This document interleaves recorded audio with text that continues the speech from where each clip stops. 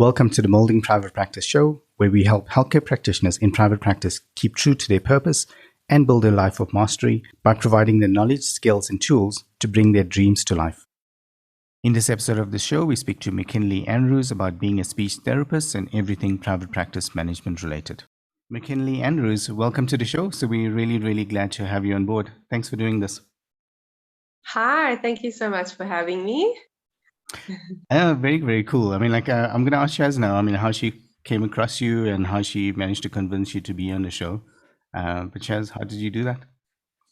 So it actually wasn't very hard to convince McKinley to come onto the show. McKinley is actually a client of ours using our medicalbilling software. And I reached out when I saw her area of interest being neurogenic dysphagia and asked her if she'd like to come on board, and she said yes.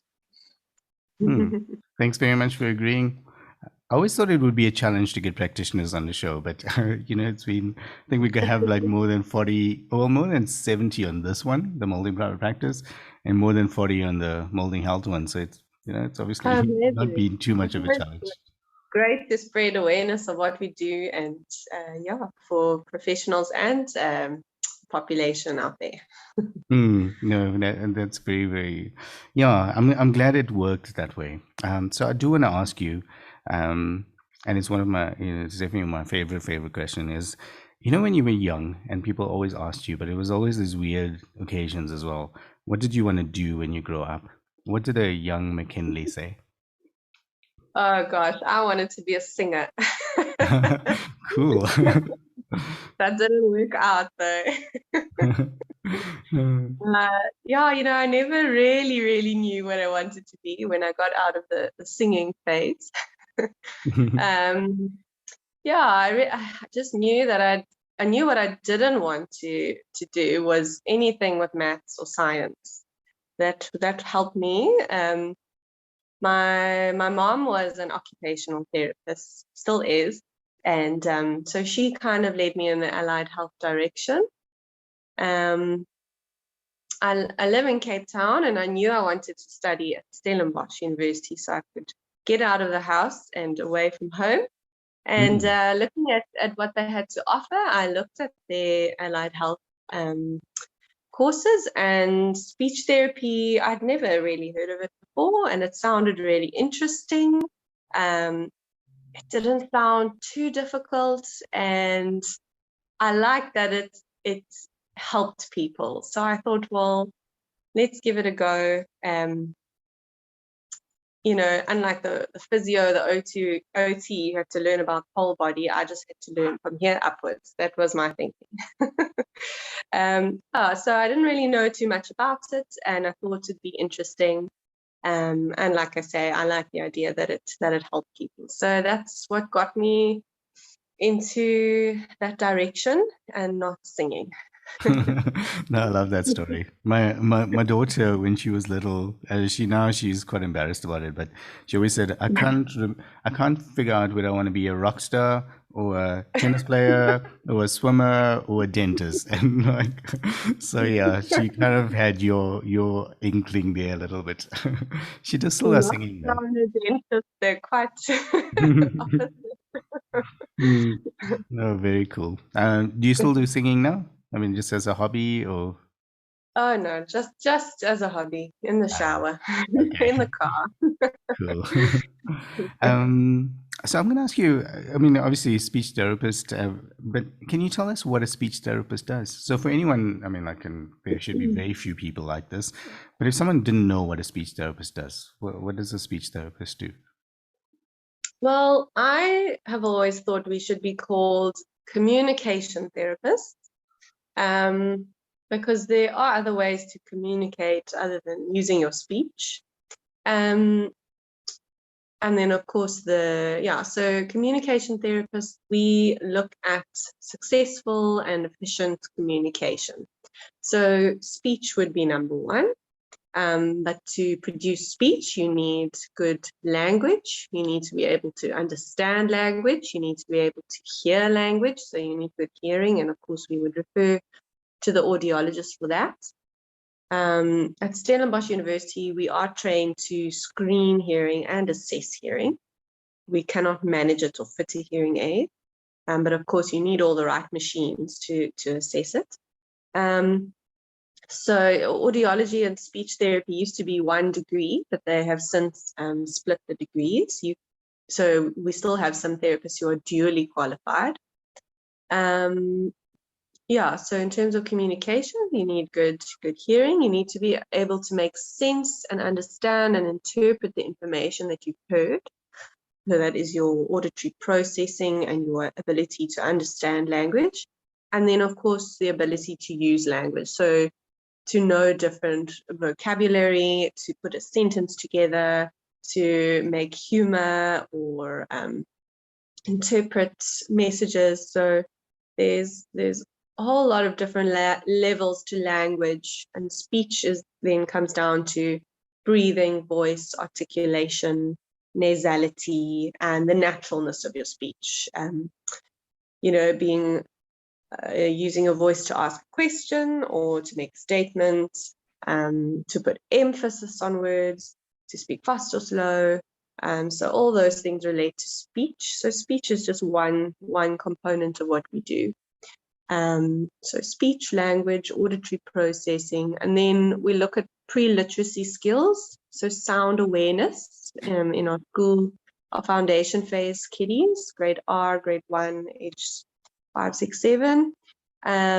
So sounding out a word, next cat, putting words together to make a sentence, putting sounds together to make a word, swapping sound, deleting sound, clapping out syllables. So all those things that you need for literacy. And then, of course, learning the alphabet. So lots of communication goals and literacy goals. And then there is the dysphagia side of it as well, swallowing, helping with swallowing difficulties from children to adults, from sucking with babies, cleft palates, even cerebral palsy, kiddies, all need help sucking and eating and swallowing safely. Even premature babies, and then all the adult swallowing difficulties after stroke or other complications like that. So, yeah. I love that Oliver said we should all know what a speech therapist is, but somebody that we interviewed on the Moulding Health show a while back actually said her lecturer had said to her that if somebody doesn't know what a speech therapist is, they're lucky because they've never had to use one, never had to need one. And that stuck with me so clearly because when I first thought of a speech therapist, I thought exactly that, language and communication. But as you kind of grow older and situations arise, you realize just how vital a speech therapist is in a hospital setting, especially in your ICU and high care wards where people are struggling with things like swallowing and that. It's an absolutely amazing field that does, funnily enough, require some maths and science. Oh, yes, there's a little bit. Luckily, only a little bit. But yes, even so important at a school age level where, if a child starts to not keep up with a workload, or they don't understand, they can't, due to a language learning problem or auditory processing difficulty, they can't learn phonics and sounds and the alphabet. So, just delaying that, the extent of the delay, you don't want it to get too big. You don't want a child in grade R or in grade 1 keeps failing. You want to lessen that gap and help them catch up with their peers of the same age. So that's also, hospital and school, very, very important. And I know you said it tongue-in-cheek, maths and science, but I think one of the speech therapists also said, speech is like one of the most complicated things ever. So many things need to happen. And, we spoke about your, the dysphagia stuff and how complicated that is from a problem solving point of view as well, with the human factor. So I think, it has nothing on maths and science. Well, in terms of what you do. So well done for picking that. And I think also, I mean, just to iterate that part, I mean, I think, like what I always tell to our team is, the two things that you probably need, in any working environment is, one is communication, like as in written, spoken, and the other one Definitely. is, the other one is problem solving, and if you have those two skills, I think you can survive in most, like most, like jobs or, environments. And I think, so if I had my way, almost like at school level, I think there should be more involvement of speech therapists to help us communicate better, like, and there should be more involvement of OTs to help us to, like tangibly do stuff together, and physios, so I think, if I had to almost rejig, the education kind of system, I think those would be, valuable things that we as, we should be learning from an early age. Because as Shaz said now, Yeah. no, I was just going to say, Yeah. as Shaz said, you only come across a speech therapist when there's a problem. But I think there's definitely this whole positive wellness or, stuff, and there must be something about that. Yeah, there's always ways to enrich language and vocabulary, and for school children, doing better at story comprehensions or orals or verbal presentations. There's always something you can work on, and it's so important for various jobs and, life skills. And yeah, and of course, more so if you have a language or speech difficulty. So you mentioned a little bit about Stellenbosch, and in the other show you mentioned about your master's, and I just want to ask, so what is a normal, so once McKinley said, she wanted to become a speech therapist, what is a path to be able to get there? Because my understanding is it's quite, I mean, it's not easy. It's not like they take, 300 BCom students, as an example, or economics students. There's a limited number, right? Yes. Gosh, if I can think that far back. I think you need to do, is it an aptitude test or some sort of test at the university? And then you can apply if you have the right subjects at school. I think for speech therapy, it's bio or science. I don't know what they call it at school. I know it's changed since I've been there. And then maths, you have to have maths. And yeah, so if you have the right subjects, you can apply. I know at Stellenbosch they took, I think, 25 students per year. So it's not a lot. It's quite a specialized group. So and I did a 101 COSA course through UNISA, just to make myself look a bit better. And I did some volunteer work at Karel de Toy School for the Deaf. So I think all those things helped to get me into the program. I mentioned that my mom was an OT and she used to stay at Stellenbosch Res, so that also helped. So I think if you can do a few extra things to boost your application, that would definitely help, since they take so few students. And yeah. And did you have to do like community service or so after you qualified? Yes, it's such a great initiative. You are guaranteed a job in your first year of work. You get to potentially see a part of South Africa that you never would have before. So you get to choose your top 5 destinations. They give you a list of places to work around the country, and you choose your top 5. So Cape Town's a popular one, and you don't usually get what you want unless you are married, or if you sadly have someone in your family in the middle of nowhere with very little resources, and you're the only speech therapist there, and you have to run the department and make your own resources. So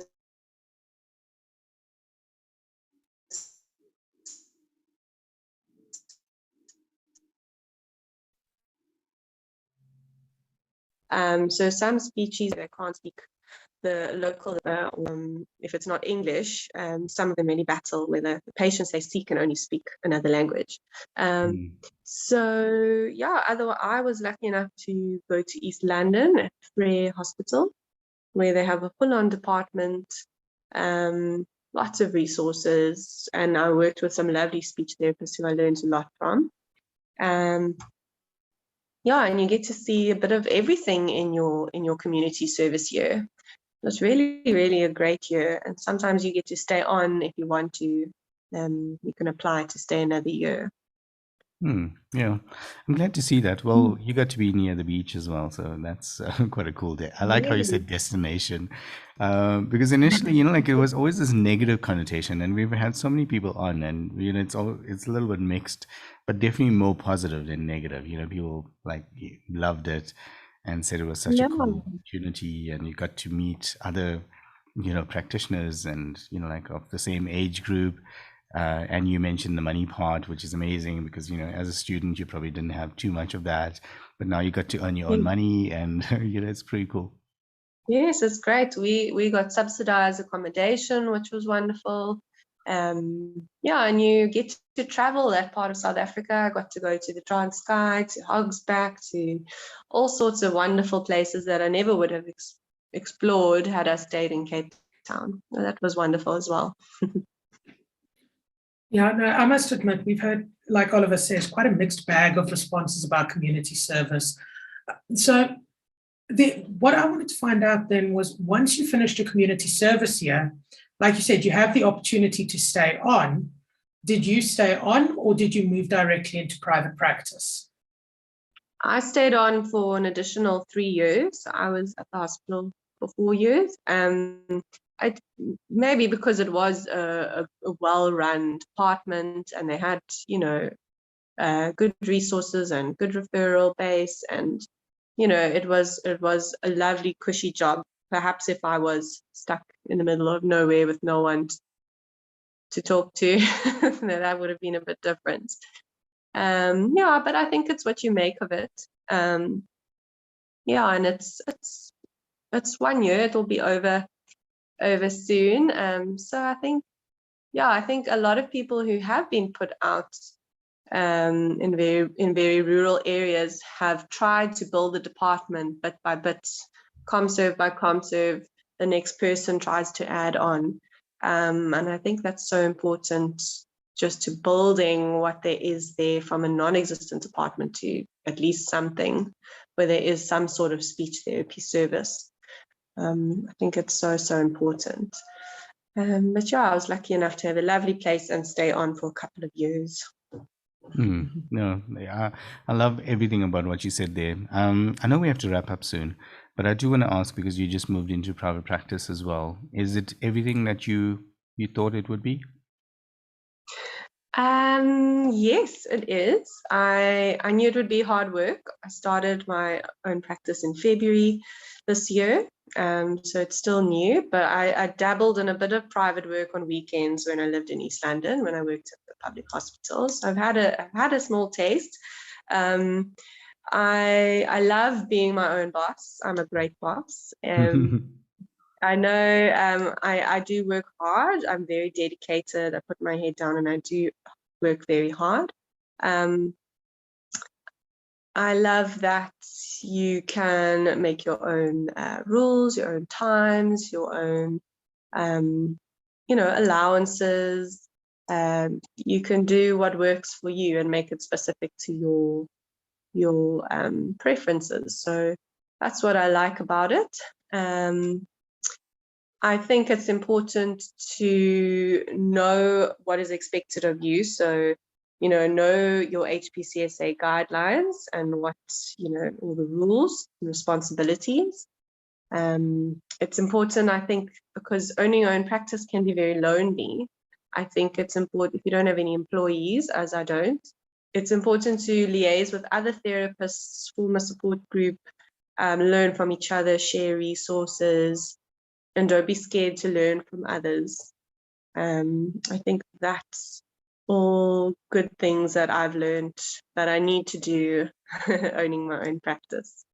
Well Yeah, it can be very hard work and sometimes little reward. But I think, once you realize the difference you're making in people's lives, it's incredible and worth all of the hard work. Yeah, I love that. I love how you said it. So anything around, someone was speaking to you and said, I would love to, become a speech therapist. Is there anything around being a speech therapist or going to private practice that you thought, someone should have told you that you didn't, or that they didn't?